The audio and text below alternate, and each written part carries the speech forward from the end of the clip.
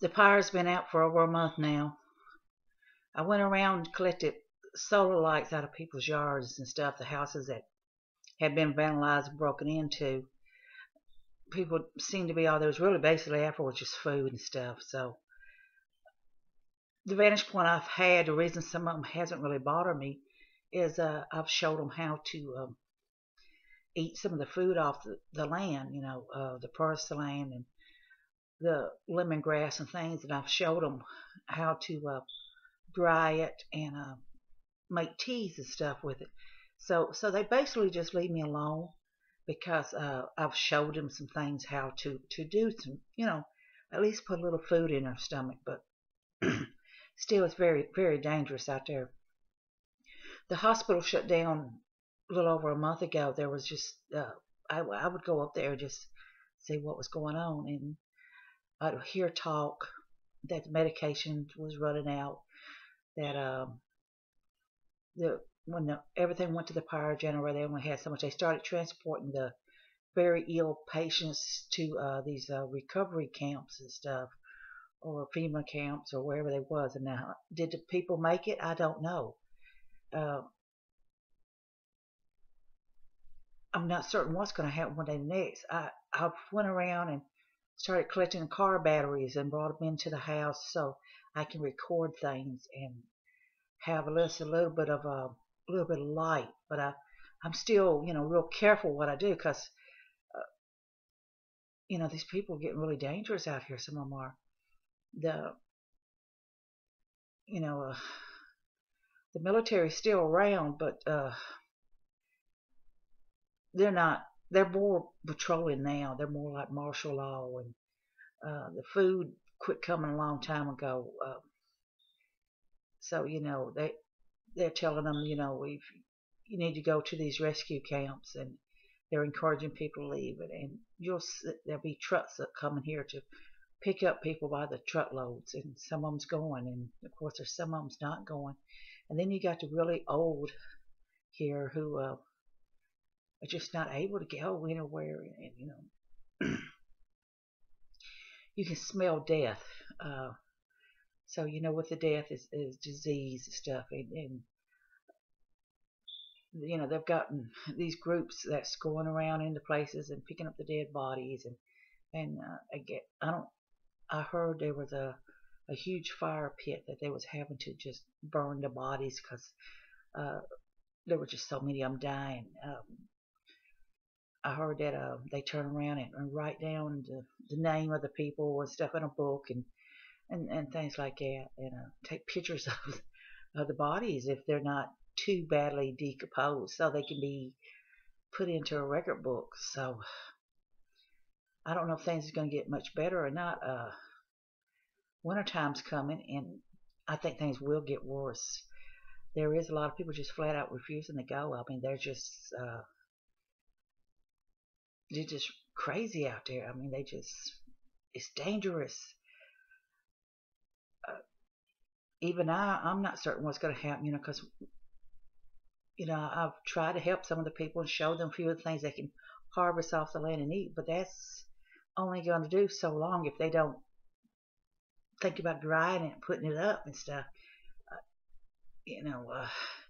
I just kind of play dumb and says, you can eat this, and then I just show it to them. But so I've got stuff put up to last me. I've been drying stuff and putting it up all summer long and everything. So I've got plants to kind of depend on to get me through the winter months.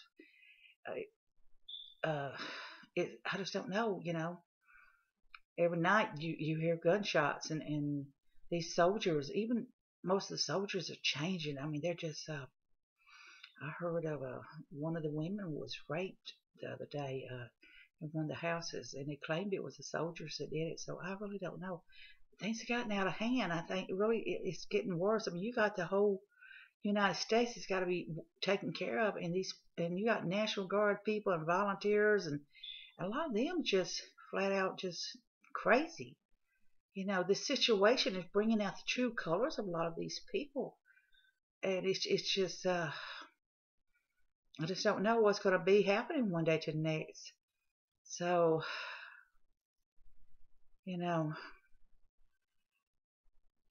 I'm fortunate, I had the foresight to put herbs and stuff up, and I had a foresight to extend my medication out where it'll last. Now I can make it last me 4 months, but I have to take one every other day.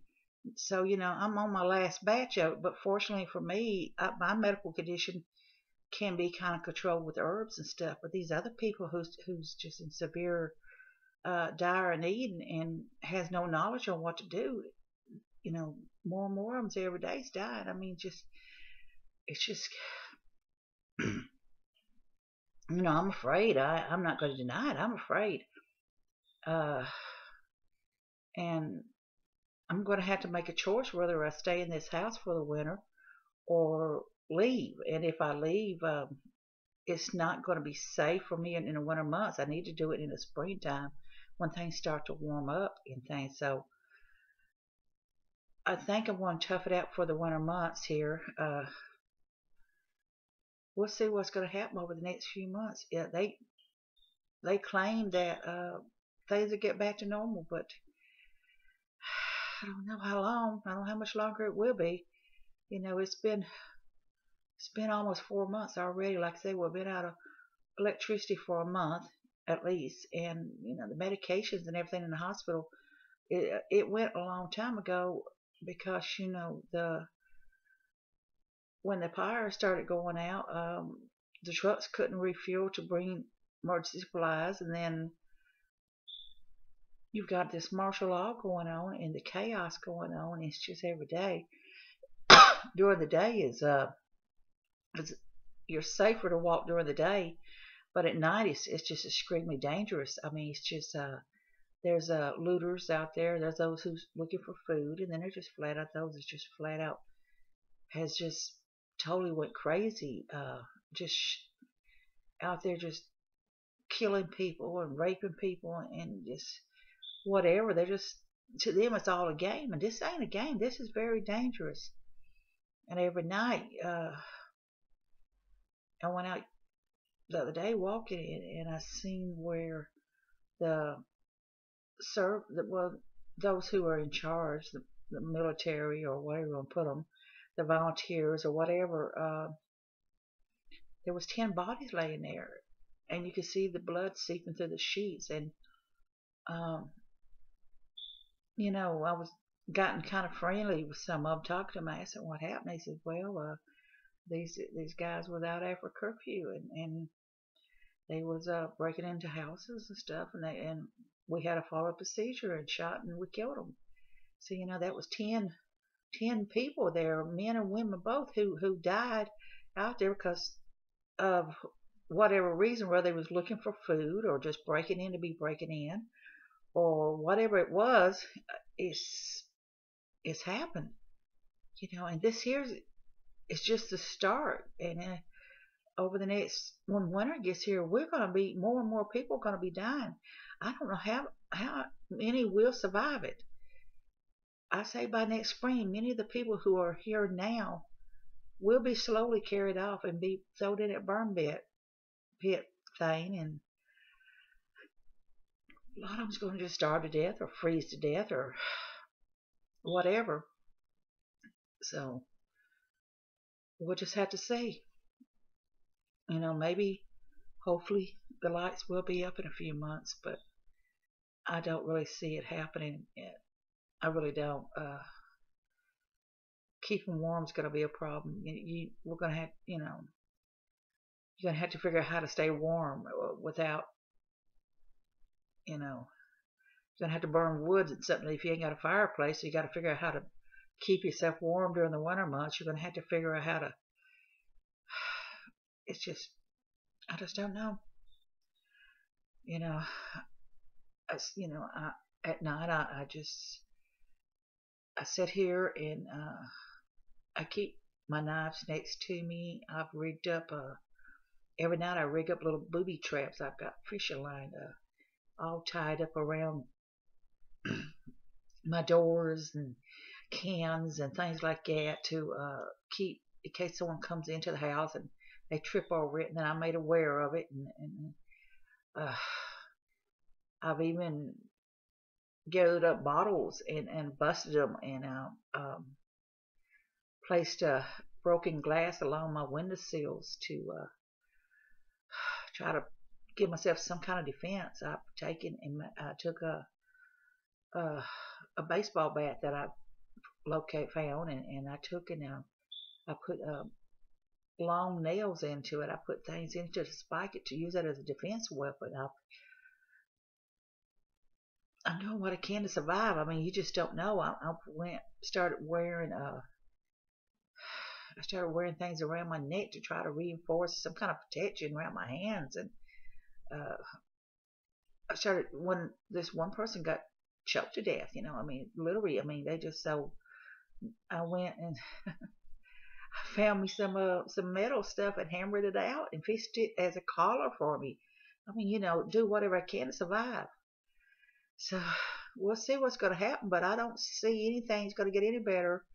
I know at least maybe next spring. I don't know. I don't know what's going on. I don't know how long this is going to be like this. It's not just here in the United States. It's everywhere. It's everywhere, and we just don't know how long it's going to last. All we can do is just pray and try to get through one day after another. That's all we can do. So from the world of Joan, life prepper here doing Act 2 of the Doomsday SHTF effect. Let's hope this here never really does happen.